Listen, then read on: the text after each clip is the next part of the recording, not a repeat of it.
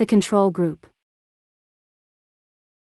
A control group is a group of research participants who are not exposed to the independent variable under investigation but whose experience is similar to that of the experimental group. The participants who are exposed to the independent variable. By comparing the two groups, an experimenter can better determine the effect of the independent variable.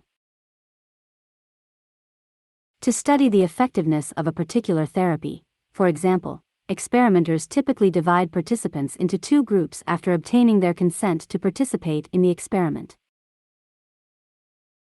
The experimental group may come into an office and receive the therapy for an hour, while the control group may simply come into the office for an hour. If the experimenters find later that the people in the experimental group improve more than the people in the control group, they may conclude that the therapy was effective. Above and beyond the effects of time, the office setting, and any other confounds. To guard against confounds, experimenters try to provide all participants, both control and experimental, with experiences that are identical in every way except for the independent variable.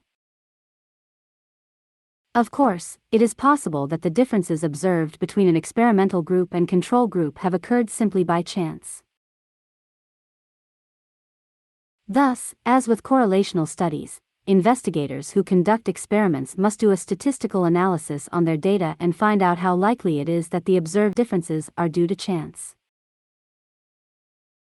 If the likelihood is very low, less than 5%, the differences between the two groups are considered to be statistically significant. And the experimenter may conclude with some confidence that they are due to the independent variable.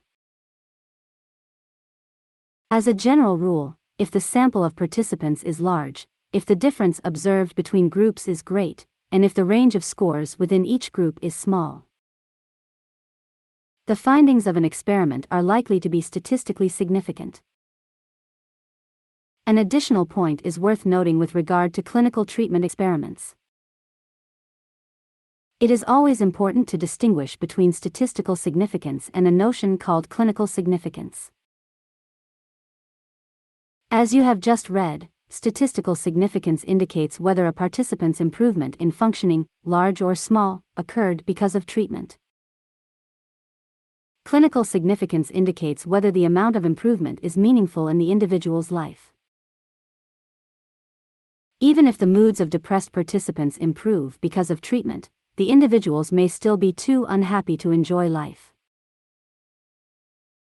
Thus, although experimenters can determine statistical significance, only individuals and their clinicians can fully evaluate clinical significance.